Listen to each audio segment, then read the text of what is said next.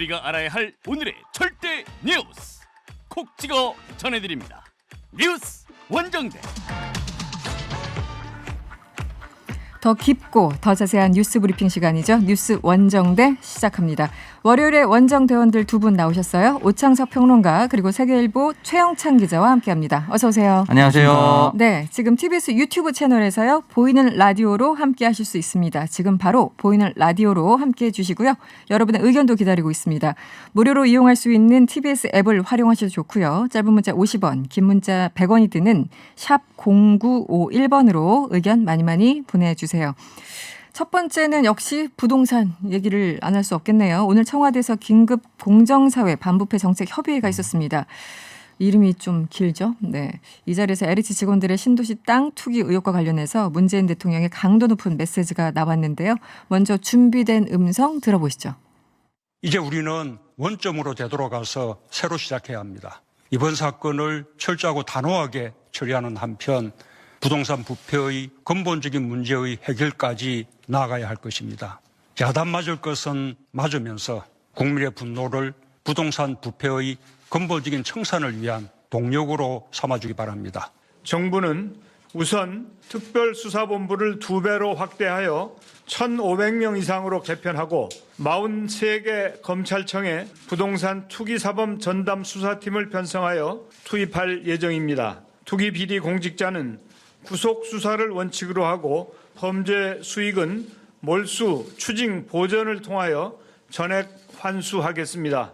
둘째, 모든 공직자를 대상으로 재산 등록을 의무화하고 부동산 관련 업무를 수행하는 공직자는 직무 관련 지역의 신규 부동산 취득을 제한하겠습니다. 이해충돌방지법은 국회와 함께 힘을 모아 신속히 법을 제정하겠습니다. 네, 문재인 대통령 모두 발언 그리고 그 이후에 정세균 총리의 그 브리핑 들어보셨습니다. 대통령의 어떤 발언 수위가 점차 세지고 있는데 이 반부패 정책 협의회를 주재한 게 한 9개월 만이라고 하죠. 오늘 어떤 내용들이 좀 눈길을 끌었나요? 그러니까 우선 지금 대통령의 메시지가 좀 강도가 높았죠. 이제 네. 뭐 야단 맞을 것을 맞아가면서 국민의 분노와 부동산 부패 근본적인 청산을 위한 동력으로 삼아달라 뭐 이런 말씀들을 하셨는데 이거 사실 뭐 선거를 앞두고 굉장히 단호하게 빠르게 네. 좀 대통령의 이런 결단 이런 게 나온 것 같다고 볼 수 있고요. 근데 한 가지 조금 계속 좀 악재가 청와대 발로 쏟아지면서 네. 뭐 좀 대통령도 뭐 마음 같지 않겠다 싶은 생각이 지금, 들었습니다. 네, 뭐 지지율도 좀 낮아지고 그러니까. 그렇죠, 예. 네. 반부패 협의 끝난 다음에 정세균 총리가 또 여러 가지 앞으로 이제 정책 내용 브리핑을 했는데 한마디로 투기 사범 색출을 위한 전담팀을 설치하고 또 투기 비리 공직자는 법정 최고형을 구형한다 이런 대책들이었어요. 어떻습니까? 네. 일단 뭐 4가지 단계인 것 같아요. 예방, 적발, 처벌, 환수인데 일단은 이 의심이 되면 저는 구속수사 원칙을 발표를 했고요. 네. 법정 최고형을 구형하겠다라고 얘기했습니다. 법정 최고형이라고 해서 뭐 무기징역 이렇게 갈지는 모르겠지만 네. 부동산 법을 통해서 내릴 수 있는 최고의 징역형을 내리겠다. 최고의 구형을 하겠다라고 이야기를 했었고 경찰과 검찰, 국세청, 금융위 모두 투입을 해서 앞으로는 이런 일이 없도록 발본색원하겠다라고 얘기를 했습니다. 그리고 앞서 그 목소리도 나왔지만 네. 정부 합동특별수사본부를 설치해서 이거 2배로 확대하고 1,500명 이상의 인원을 강제적으로 늘리겠다. 그리고 43개 검찰청의 부동산 투기사범 전담수사팀을 편성하겠다라고 이야기를 남겼습니다. 이런 것 자체가 지금까지 일어났던 일들 그리고 다시는 반복되지 않겠다. 이런 의지로 보시면 될 것 같고 네. 정세균 총리와 함께 이제 대통령의 모두 발언 잠깐 제가 되짚어드리면 강력한 투기 근절 방안과 재발 방지책을 빈틈없이 시행해서 부동산 부패가 들어설 여지를 원천적으로 봉쇄해 나가겠다. 최우선적으로 공직사회의 부동산 부패부터 철저히 차단하겠다라고 얘기를 했습니다. 아무래도 이게 이 정부에 접근할 수 있는 공공기관, 공무원 등등의 사람들이 포함되어 있기 때문에 공직사회의 기강부터 잡겠다라는 의지가 잘 드러났다고 볼 수 있습니다. 지금 뭐 정부 이 합동 특수본 1,500명에 플러스 검찰과 수사관 500명, 총 2,000여 명의 수사력을 동원한다는 건데 어떻게 효과가 좀 있을까요? 어떻게 전망하십니까? 근데 이제 이게 경찰이 뭐 주로 수사를 하고 네, 검찰 쪽에서 지원을 하는 형태 같기도 한데 네. 아니면 뭐 제대로 진짜 하려면은 검찰이 직접 나서야 된다 뭐 이런 의견도 좀 있잖아요. 검찰 일각에서는. 근데 지금 어떻게 보면은 법이 바뀌면서 올해부터 직접 수사도 6대 범죄로 제한되는데 물론 네. 일부는 좀 중첩이 될 수 있지만은 사실 다수의 사례가 이쪽에서 좀 법적으로 한계가 있다 이런 지적들이 나오거든요. 이것도 하면서 계속 좀 그 검경 수사권 조정 이게 또 나올 것 같아서 한편으로는 좀 그런 좀 의문들이 좀 생기는 편입니다. 예. 그 협의체를 만들긴 했죠. 검경 이제 협의체에서 적극적으로 협조를 하겠다라는 거였고 오늘 정세균 총리의 어떤 브리핑 내용을 보면은 이제 6대 범죄에 한해서만 이제 검사를 할 수 있으나 이 부동산 같은 경우는 이제 공직자의 어떤 범죄이기 때문에 그것까지 조금 더 적극적으로 한 발 더 개입하겠다 이런 뉘앙스이긴 했었어요. 네. 근데 이제 현장에서 과연 그거를 제대로 될 것인가. 그렇죠. 예, 그런 거에 대한 좀 실효성 의문이 나오더라고요. 아직 교통 정리는 완벽하게 되진 않았다. 왜냐하면 검찰이 첩보를 습득했을 때 검찰이 수사할 수 있게 하겠다라고 얘기했기 때문에 네. 이 부분에 대해서는 좀 아직 깔끔하게 매주지 되진 않았지만 네. 지난번에 있었던 그러니까 노태우 정권 때 이 신도시 관련해서 또 투기가 있었습니다. 그 네. 당시에 대규모 흔히 말하는 공무원 색출 작업이 있었는데 1년 정도 걸렸습니다. 1년. 그러니까 이제 고작 한 2, 3개월 정도 됐죠. 그렇기 때문에 이 부분은 일단은 1000명을 하고 난 뒤에 아주 오랫동안 어떻게 보면 문재인 대통령의 퇴임 시기까지 다다라야만 어느 정도 1차적인 성과가 나올 수 있기 때문에 계속해서 이렇게 사인을 강력하게 내는 것이 좋다고 봅니다. 네. 그런데 이제 이 부분도 따져봐야 될 것 같습니다. 이제 부동산 문제가 현 정부를 가장 흔드는 어떤 강력한 어떤 공격 무기가 됐는데, 제가 이제 오프닝에서도 말씀드렸습니다만 이 국토교통부와 기획재정부가 사실 이제 부동산 정책을 입안하고 집행하는 부처잖아요. 그런데 고위공직자 뭐 많지는 않지만 약 60%가 강남 3구의 아파트를 보유했다고 합니다. 지난해까지만 해도 이제 세종시에 하나, 서울에 하나 이렇게 있다가 다주택자가 많았다가 이제 정부가 1주택만 하라 하니까 세종시를 다 이제 팔고 강남 쪽에 주로 한 대씩 갖고 있다 이렇게 통계가 나왔어요. 지금 대표적으로 어떤 상황인가요? 그러니까 지금 정부 이제 이게 1년마다 재산 공개가 되잖아요. 네, 그래서 매년. 이제 강남 국토부와 기재부 공무원은 그 1급 이상 공무원 17명 가운데 10명이 강남 3구의 아파트를 보유하고 있었는데요. 그러니까 고양이에게 생선 맡긴 꼴이라는 그런 뭐 지금 네. 속담처럼 네네. 뭐 그런 지금 얘기 나오는데 제가 이 남의 재산 보는 걸 참 좋아하는데요. 이것뿐만 아니라 사실 국회의원들 있잖아요. 그렇죠. 그 같이 공개되는데 그 지역구가 지방인데도 강남에 집 가진 분들이 진짜 많아요. 그렇죠. 이게 여야의 문제가 아니에요. 참 부럽다. 근데 이분들이 이렇게 많은데 과연 강남 집값 뭐 잡고 뭐 이런 규제 이게 정말 통할까? 저는 계속 의문이었거든요. 근데 이거에 그렇죠. 대한 뭐 철퇴 이런 건 없더라고요, 사실. 사실 전 비슷한 이제 기사를 한 8년 전에도 당시 경향신문인가요? 이제 그때는 박근혜 정부 때였는데 그때도 고위공직자 보면 그분들은 늘 그 자리에 있는 물론 이제 퇴임도 하고 이렇겠지만 고위공직자라는 숫자는 그 뭐 한정돼 있는 거잖아요. 그런데 항상 60, 70% 정도가 강남 3구에 집이 꼭 한 채씩은 있는 분들이더라고요. 그러니까 그때 당연히 드는 생각은 이분들이 자기네들 집값 떨어지는 땅값 떨어지는 정책을 과연 만들 수 있는가. 그런 생각이 드는데요. 네. 그래서 그런 거 보면 사실은 사회 인프라라고 하지 않습니까? 강남 3구가 다른 지역에 비해서 사회적 인프라가 월등히 뛰어납니다. 이 부분에 대해서 들어가는 소요되는 예산도 분명히 다를 텐데 네. 저는 국회의원들이 이제 자신의 지역구가 아님에도 불구하고 부득이하게 강남에 땅을 소지할 수도 있는 상황이 있다고 봅니다. 예를 들어서 이미 그냥 평상시에 강남에 자기가 살기 위해서 집을 구매해두고 살다가 갑자기 공천받아서 다른 지역으로 내려가는 경우 그런 경우가 발생하면은 부득이하게 겹치는 경우가 있는데 그렇죠. 네. 꽤 오랫동안 예를 들어서 3선 이상 4선 뭐 주호영 원내대표라든지 박덕흠 무소속 의원이라든지 네. 꽤 오래돼서 본인의 지역구가 명확하게 다른 지역에 있음에도 불구하고 계속해서 그 지역의 주택을 소유한다는 것은 사실은 재산 증식의 이유에는 네. 찾아보기 어렵습니다. 다른 이유가. 그렇죠. 그게 그렇기 때문에 어떤 이런 부분에서는 접근성이나, 윤리적으로 네. 네. 민주당도 포함해서 윤리적으로 문제를 전 제기할 수는 있다고 봅니다. 알겠습니다. 다음 이슈로 넘어가 보죠. 사실은 이제 좀 연동되는 문제긴 한데 오늘 갑자기 김상조 청와대 정책실장 경질됐습니다. 김상조 실장의 전세값 인상 보도가 나온 직후인데요. 지금 상황을 좀 설명해 주시면 어떻습니까? 지금 그러니까 어제였죠. 어제 매일경제까지 단독으로 보도를 했는데요. 네. 그러니까 지난해 7월 31일 이제 국무회의 공포로 그 전월세 상한제가 도입돼서 전세를 재계약하는 경우에는 이제 5%로 상한선이 딱 주어졌는데 김상조 실장이 그 시행 이틀 전인 7월 29일에 부부 공동 명의의 서울 청담동 아파트를 이제 전세 재계약을 했는데 네. 이게 8억 5천 보증금 8억 5천에서 9억 7천으로 14.1%를 올린 겁니다. 네네. 근데 이것 때문에 지금 문제가 된 게 뭐 그 사실 5%로 제한을 곧 이제 내일 모레 할 줄 아니까 고의로 그런 것 아니냐 이런 지금 의혹이 쏟아졌고요. 네. 뭐 본인 해명으로는 어쨌든 그 시세보다 저렴한 값이고 그리고 뭐 지금 뭐 자기가 이제 이 집이 원래 소유지만은 전세를 주고 실제 사는 데는 성동구에 있는 한 아파트다. 네네. 이게 지금 전세 보증금이 2년간 거의 한 2억 2천이 올라서 네. 그거를 좀 마련하느라 이렇게 했다는데 조금 공색한 것 같고요. 보니까 예금도 한 13억, 14억 갖고 계시더라고요. 네. 그 때문에 그거는 뭐 해명이 충분하지가 않은 것 같고 어쨌든 그 청와대 정책실장이면은 정책총 컨트롤 타워고 장관급 인사잖아요. 네. 좀 적절한 처신은 아니었다 이렇게 지금 보시면 되겠습니다. 그러니까 이제 첫 번째 이슈가 지금 전세 보증금을 9억 7천만 원으로 올려서 14% 이상 올렸다. 그런데 법 통과되기 이틀 전이다라는 시기에 문제가 있고 네. 당장 돈이 전혀 없었으면 또 불가피했을 텐데 예금이 뭐 13, 4억 갖고 계신 분이 그렇게까지 할 필요가 있었냐라는. 근데 이제 김상조 실장 입장에서는 그 아파트 본인이 갖고 있는 아파트의 평균 전세 가격이 한 12억 정도 되니까 본인은 한 3억 정도 낮춰서 이미 준 거였기 때문에 크게 네. 올린 게 아니라고 또 이제 항변을 할 수도 있는데 하고 있었죠 사실은.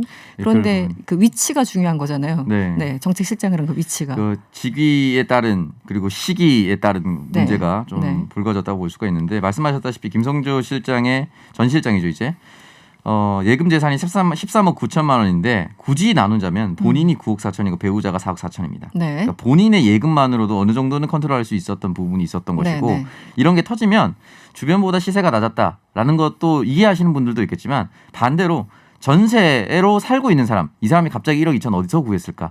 이거에 대한 감정이입을 훨씬 더 국민들이 많이 할 수밖에 없습니다. 그렇죠. 네. 내 집이 없는 상태가 많은 사람들이 더 있으니까 그러다 보니까 이 부분에 있어서 본인이 돈도 있는데 갑자기 이렇게 올렸다. 만약에 예를 들어서 청와대 들어가기 전에 그랬으면 사실 상관없었을 겁니다. 네, 그렇죠. 네. 근데 이게 시기상 굉장히 큰 문제가 또 지금 본인이 있는 위치상 아마 많은 사람들이 문제 제기를 할 수밖에 없는 상황이었고 대통령이 사실 사람을 쉽게 경질하지 않습니다. 그렇죠. 네. 강경화 장관은 지금이야 교체됐지만 오경화라는 이름이 나올 정도로 임기 다 같이 가는 거 아니냐 네. 할 정도로 장관급 인사 또는 뭐 차관급 인사를 잘 교체하지 않는데 네. 이렇게 빠르게 경질하는 것은 아마 지금의 민심이 이 부동산 문제를 굉장히 엄중하게 바라보고 있기 때문에 결단을 내린 것이 아닌가라는 생각이 듭니다. 네, 그래서 즉각 오늘 후임 정책실장 임명했죠? 그렇습니다. 이호승 경제수석이 이제 바로 정책실장으로 승진을 했죠. 이분이 네. 이제 전남 광양 출신이고 서울대 경제학과 출신의 또 행정고시 뭐 출신이고 기재부 정통 관료예요. 네. 이분이 이제 기재부 1차관 등 요직을 지낸 다음에 바로 정책실장이 됐는데 이분에 대해서도 또 야당에서 또 한마디를 하더라고요. 2019년 국정감사 때 실질 경제 성장률에 대한 질문을 물어봤는데 답을 잘 못했거든요. 제가 그 수치까지 기억을 잘 못해. 근데 네. 그런 분이 어떻게 또 정책 컨트롤 타워가 될 수 있냐 뭐 이런 식으로 또 비꼬기도 했습니다. 알겠습니다. 어쨌든 청와대가 발빠르게 이렇게 경질하고 이런 사례가 흔하지 않았었는데 이번에 얼마나 이 부동산 문제를 뼈아프게 보고 있는지를 다시 한번 확인하는 장면이 아닌가 싶습니다. 다음 주제로 넘어가 보죠. 윤석열 전 총장이 그동안 침묵을 지켜오다가 침묵을 많이 지켜왔습니까? 네, 어쨌든 이 4월 보궐선거를 앞둔 민감한 시기에 선거 관련 이야기를 꺼냈어요. 어떤 이야기가 나왔습니까? 그 이제 윤 총장이 네, 서울시장 선거를 앞두고 이제 조선일보랑 전화 인터뷰를 했는데 네 전화로 한 거군요. 그렇죠. 근데 네. 이게 뭐 사실 뭐 제가 윤 총장을 뭐 이렇게 뭐 방어하려는 건 아니고 네네네. 이게 이제 기자들이 전화를 많이 해요. 그렇죠. 근데 좀 골라받을 것 같더라고요. 이제 특정 언론사 기자들과 주로 통화를 하시죠. 특정 언론사 그리고 특정 기자들이 그렇죠. 같은 언론사라고 다 해주는 것도 아니고 물론. 본인이 이제 신뢰할 수 있다, 딱 이런 믿음이 있어야 좀 하더라고요. 네. 어쨌든 이제 조선일보랑 또 두 번째 사실상 전화 통화한 것 같은데 이렇게 얘기했습니다.